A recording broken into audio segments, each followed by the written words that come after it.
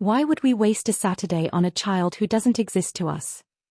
Dad's voice, flat, amused, hit me like a hand across my cheek. Mom's laugh followed, a sharp clink against the phone speaker, like ice in a glass. You always overreact, Aisha. Don't make everything about you.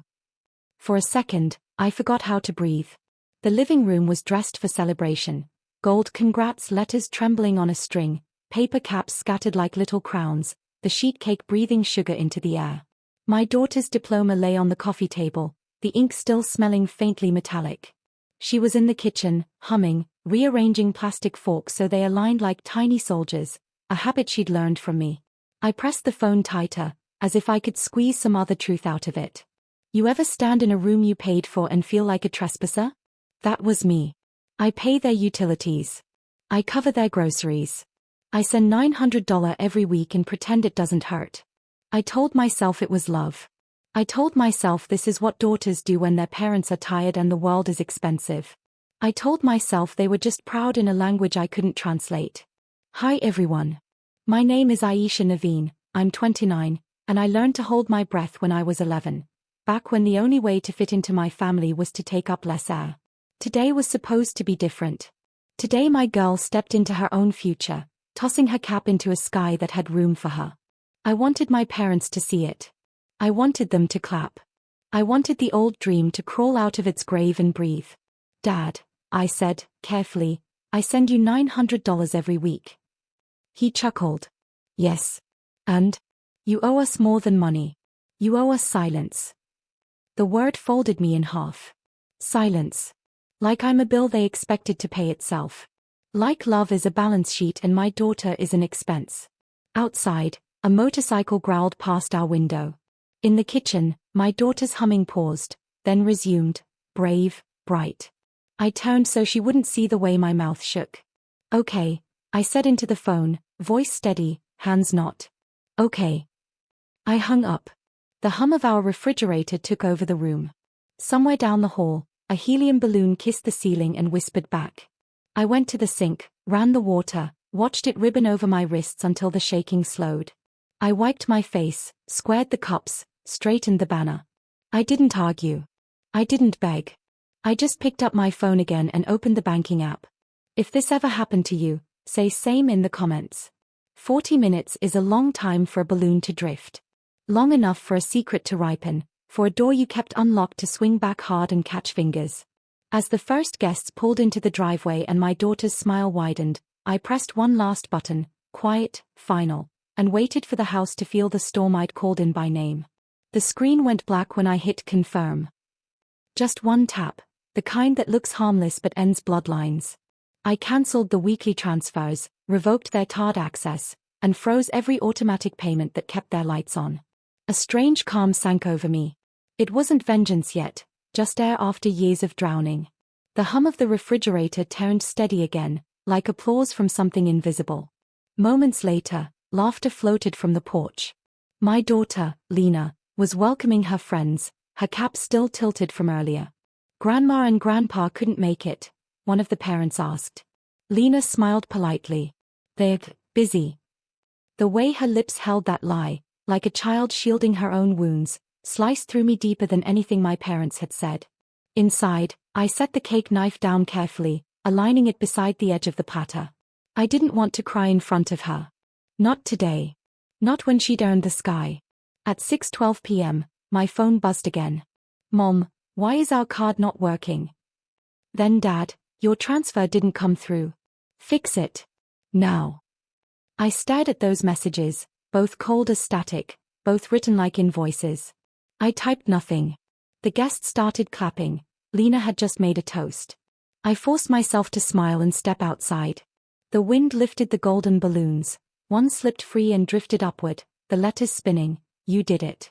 For the first time, I felt the words were for me too. At 6:45, I heard it, the sound of chaos from the street. Tires screeching, a shout, metal crunching.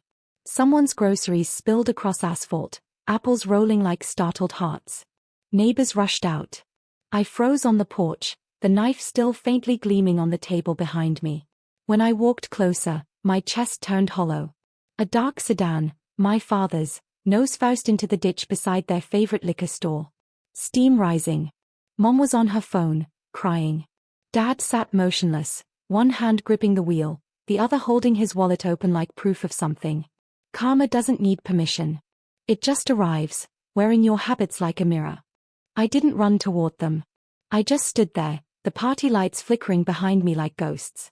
The air smelled of burnt rubber and spilled whiskey, their perfume of choice for every argument that ever broke me. Dad's eyes met mine through the cracked windshield. For a heartbeat, the world shrank to that gaze, not of a father begging, not of guilt, but of disbelief. As if karma had chosen the wrong address. Mom was shouting into her phone, her voice breaking between sobs and commands. Yes, we need help. My husband, her eyes flicked up and landed on me. Aisha. Thank God.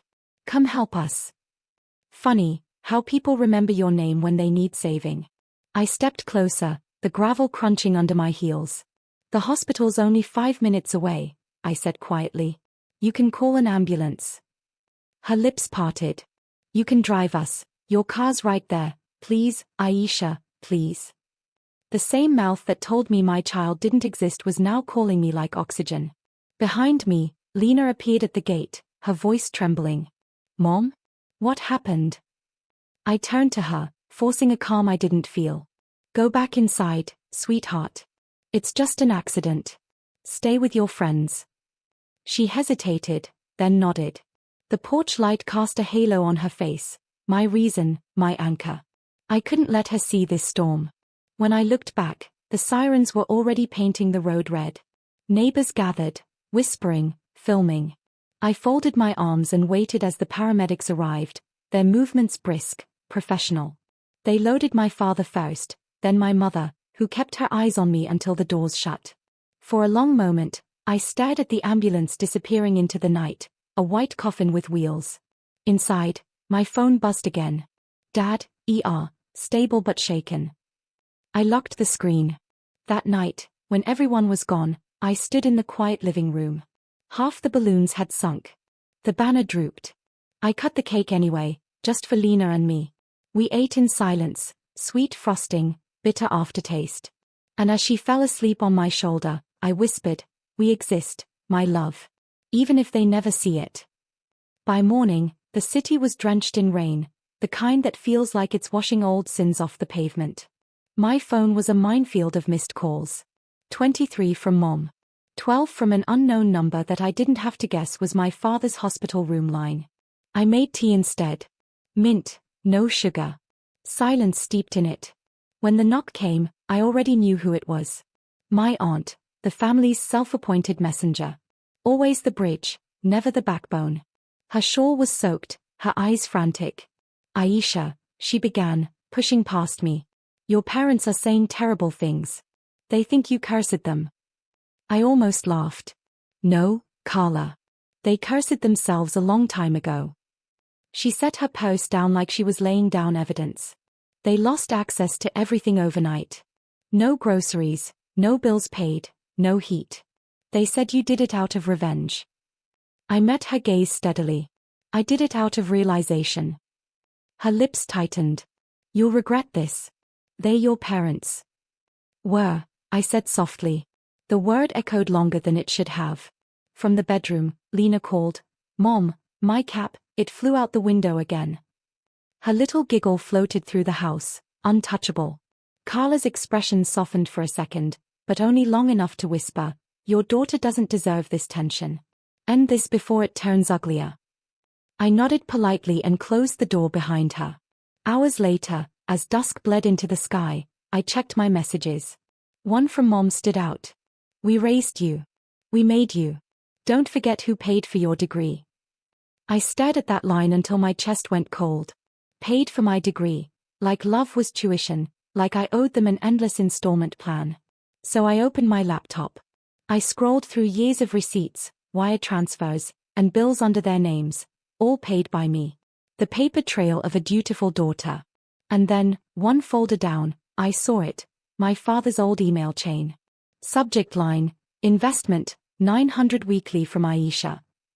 And below it, a message that turned my stomach to ice. She thinks it's for us. Wait till she sees the portfolio. I froze. The email was dated 18 months ago, long before I ever questioned a single transfer. I scrolled further down, and my eyes burned with every new message. Dad, she won't notice if we move a little each month. Make it look like medical expenses. Mom, good idea. She's too sentimental to ask for proof. Line after line, my parents' names appeared like signatures of betrayal, smug, coordinated, casual. The words weren't angry. They were efficient. Calculated. For a moment, the rain outside slowed, like the world itself was holding its breath. $900 a week for 3 years. That was over $140,000, gone, buried somewhere in their secret portfolio. My hands trembled as I opened the attachments, fake invoices, receipts, even an insurance claim for Dad's heart medication. I remembered those weeks. He'd sent me photos of hospital bracelets. I'd cried, wired money, and prayed. But those bracelets were dated the same day he was golfing. I wanted to scream, but instead, I laughed, that thin, broken laugh that sounds like it doesn't belong to you. The room tilted a little. My throat felt dry as if truth had weight and I'd just swallowed it whole. Then my phone buzzed.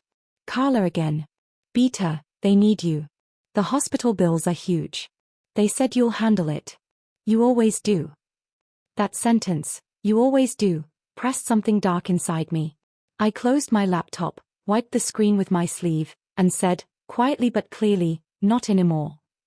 When Lena came in, I forced a smile. Sweetheart, do you still have that notebook we made for your graduation thank you cards? She nodded. Good, I whispered.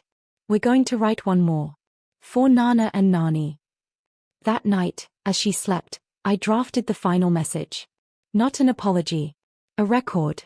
I attached the emails, the transfers, every proof of what love had cost me. Then I sent copies, to my lawyer, to the bank, and finally, to the retirement board that handled their accounts. By dawn, my inbox pinged back. One line from my lawyer. They've been siphoning your funds illegally. Don't worry, it ends today. Morning light crept through the blinds, slicing the room into quiet halves, one soft, one unforgiving. I sat there with my tea gone cold, rereading the lawyer's message like it was both a verdict and a rebirth. My parents had always prided themselves on being respected people. Sunday prayers, charity dinners, handshakes with the neighbors, the perfect portrait of generosity. But beneath that polish was the rot I'd ignored for years. By noon, the first domino fell. My father called, not shouting this time, just hollow. Aisha, he rasped, they've frozen our accounts. They're saying fraud. What did you do? The irony almost made me smile. I didn't do anything, Dad. I just stopped pretending. He paused, his breath crackling through the receiver. You think you're righteous, but you're cruel. Family doesn't destroy family. I let the silence hang before answering. No, Dad. Family doesn't drain blood and call it a donation. He hung up. An hour later, the news spread. The same relatives who'd called me too dramatic were now whispering about financial misconduct and embezzlement charges. My parents' names started to vanish from community boards and donation plaques faster than they'd ever climbed there. That evening, Lena found me sitting on the porch steps, her diploma in her hand. Mom, she asked softly, why does everyone keep saying karma? I looked at her, this child who carried every ounce of kindness I once wasted on the wrong people, and said, because, sweetheart, sometimes the truth just takes a little while to find its way home. She nodded, thoughtful, and placed the diploma in my lap. Then we're home now, right? Her words hit deeper than she knew. The sun was sinking when my aunt texted again. Your parents are selling the house. They're leaving town. I stared at that message for a long time, the quiet hum of evening pressing against the windows. Leaving town. Just like that. I thought of all the times I'd paid their rent, their bills, their silence. Now, for the first time, they'd have to pay for something on their own. 2 weeks passed. The city forgot their names faster than I ever could. The same neighbors who once bragged about being invited to my parents' Sunday lunches now whispered pity behind curtains. Such a shame, they said. All that money, gone. But money was never what they truly lost. It was control. I went back to work, to normal life, to mornings where Lena's laughter filled the kitchen instead of my parents' demands echoing through my phone. Still, quiet nights had their ghosts. Sometimes I'd glance at my banking app out of habit, expecting to see their withdrawal notifications. But there was nothing, just peace. Then one evening, as I packed up old documents, a thick envelope slid through the mail slot. No return address. Just my name, scrawled in my father's heavy handwriting. Inside, a single letter. Aisha. We never meant to hurt you. You were always too emotional, too proud. You took things too personally. That money wasn't theft, it was what you owed us for raising you. Now you've taken everything from us. Your mother hasn't stopped crying. If you can find it in your heart to forgive us, we'll be staying at your uncle's for a while. You're still our daughter. Dad. I read it twice. Every word was wrapped in self-pity, stitched with manipulation. Not once did it say sorry.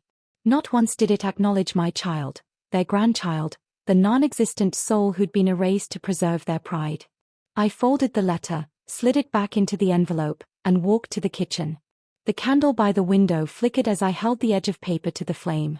The fire caught quickly, curling the lies into ash. When Lena came in moments later, she asked, "What's that smell?" "Closure," I said simply. We stood by the window, watching the last ember fade. That night, I slept without checking my phone. No missed calls. No guilt. Just silence, the rare kind that doesn't hurt anymore. But fate, I've learned, never closes a door without leaving one small crack open. And karma? It wasn't finished yet. 3 months later, I got another call, not from them, but from the very lawyer who'd helped me expose their scheme. His voice was steady. "Aisha, I thought you should know, your parents' investment accounts have been seized. The funds are being redistributed to the victims listed under their fraud case." "Victims?" I repeated. "Yes," he said gently.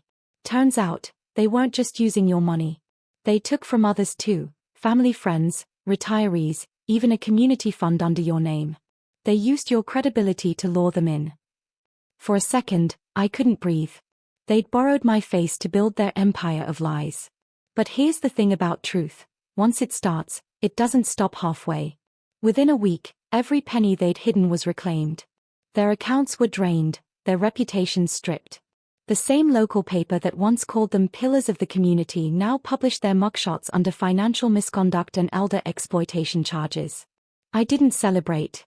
I just sat by the window that night, watching the moonlight stretch across Lena's sleeping face. She looked peaceful, untouched by their poison. I whispered a silent promise that the cycle ended here. A month later, a parcel arrived, forwarded from an unknown address. Inside was a small wooden box. No note. No explanation. Just a tarnished gold bracelet, my baby bracelet, the one my mother once told me she'd lost decades ago. I turned it over, saw the tiny engraving, "To our miracle." For a moment, tears burned behind my eyes. Then I placed it in my daughter's keepsake drawer, not as a reminder of them, but as proof that even lies leave traces of truth behind. That evening, as I lit a candle beside the window, I whispered, "Some debts collect themselves. I just had to stop paying." The flame flickered once, then burned steady, warm, alive, forgiving. Outside, the world carried on, cars, laughter, wind. But inside our little home, peace settled like a long-awaited guest. And for the first time in my life, silence finally felt like love.